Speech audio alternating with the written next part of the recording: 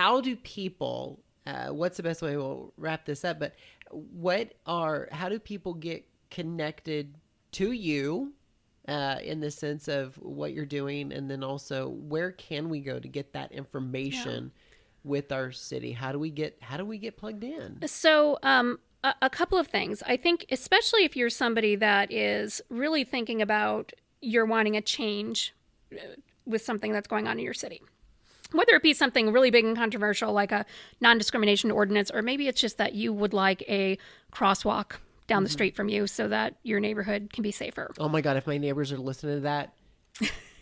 Yes, because there's a couple we need here. Okay. Right. That is an incredibly important issue to people, and it is an important issue in a community when we're talking about connections and connectivity. Very important issue. You need to be really aware of what the structure of your local government is. So going back to that, is this a city manager, mayor, council kind of model? Is it another model where maybe the mayor is acting both as COO and CEO? That does happen in smaller cities. Okay. So Structure.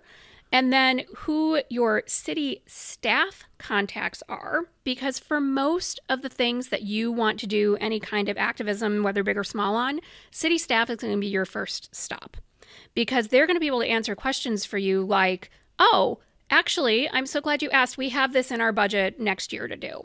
So structure, city staff contacts, communication, kind of that communication mechanism. Yep. And then know who represents you on the council, and know who represents you before you go vote. That's going to be really important. Yeah. I cannot think of a city that doesn't have a website that will say, these are all of our council members. Here's a map that crosswalks to, these are the people that represent you. In Shawnee, it's very easy. We have 4 wards, 2 reps per ward. I pretty much represent all of Western Shawnee. If you're west of Monticello, you're probably going to be in my ward. And then there's kind of, some funky lines north and south. On there's also contact information for me. There's email is a really great way to get a hold of me personally. Other council members have different preferences for communication. Now, one of the things that you might want to sort of take note of is whether you get a response when you reach out to your council member. I think it is a giant red flag. And I don't want to say that I have responded to every single 100% of emails that I've received. I have responded to the vast majority of them, though. If you have a council member that is so disengaged that they don't even sort of deign to respond to something that was important to one of their constituents, that's a giant red flag. And there should be more questions about whether they're the right person to have in that role right now. With that said, I think that there are different ways that you can be a council member.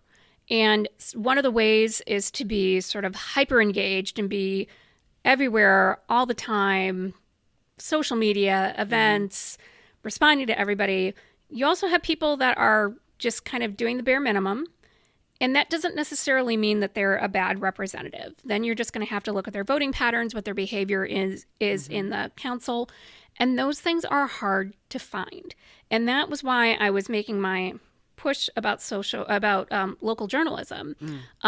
Unless you have a reliable local journalism source that is calling these things out, you're going to have to turn to secondary sources. Like we have a couple of very engaged residents in Shawnee that live tweet our meetings.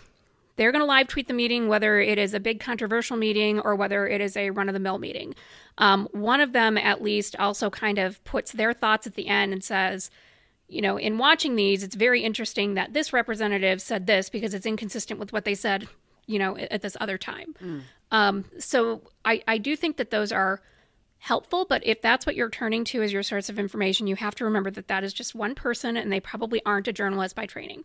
And they probably do want to, they want to express their opinion. And that's one of the reasons that they're doing this. So that's fine as long as you can understand that they're coming from their own perspective. Other than that... Because like law, a good attorney holds up to the ethics of the law.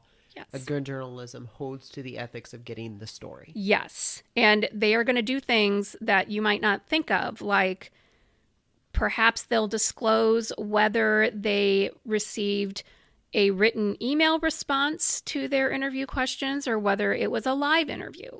You might think that those things are the same, but they're kind of not. And it's important for that journalist to be like, okay, I reached out to them by email, because that's part of their ethical code of being completely transparent in what their process is. And you just don't get that same level of... It's not entertainment at that point. It's really, so I would be interested if you have somebody, a referral, I would love to have them on the show to talk about like how do we spot out authentic storytelling journalism. Sure. Because that would be nice to debunk, because it just seems like there's so much clutter and traffic that people are so frightened as to what to believe anymore. Yeah. You're right. I'm one of them. You're right. And we should be. I have to go to retreat. I have to get the hell deplug out of the matrix. I'm like, okay, Clint, you're fine. This is what you know is truth and fact and stuff. And I have to go through research. I have to find things. And now we'll wrap up. I mean, I know this isn't the most popular thing, but I want to know more about pronoun usage. And so I'm trying to find through American Psychiatric Academy. I'm looking at studies that were done to see, like, are we creating more inclusive spaces in just this method? And I want to know more. And I think, because you get people out there, even in our own demographics, that are saying things like, I'm like, I love you and I agree. But I don't know if I'm going that far to agree with that. I just want to find out for myself first. Mm-hmm. And that's important for us to realize, that we have that right to back out of that kind of echo chamber to say, I'm not saying I don't agree. I'm saying, like, I want more information before I get on board here. And that is hard. It is so difficult. Yes. And that's going back to that tribalism. We talk about, the levers of influence. Now, that's a great book. It's called Influence. And the author, do you know Influence? So it's on its second edition now. And the author, Influence. Okay. Cannot remember the author's name, and I'm so bad at that. But talks about the 7 levers of influence, and talks about the we'll impact. Put it up in the thing and stuff. And the impact of things like relating to people in a way that makes them feel like you're one of them. How important that is in, say, a sales pitch situation, or how important that is when we're talking about political campaigns. Really, I don't think that there's anything in the book that is particularly surprising when you really kind of go through them, and it's like, oh, this makes total sense now. Yeah. And what happens when you start to sort of question the echo chamber and say, I need to pull out of this a little bit, because I need to understand what the other side is saying, or I need to understand a different perspective of this, it is a betrayal. It is. And you become a bigot or a homophobe, or you become all these things. I'm like, Yes.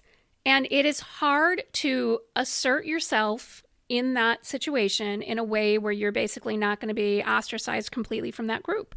Yeah. And that's where I think that models, this is so funny, models like language of caring actually are incredibly helpful. Yeah. The language of caring model, I don't think it's that widely used, but the approach of using your heart, head, heart messaging, I use it all the time. And it is one of the most disarming things that you can do when you are facing a conflict situation.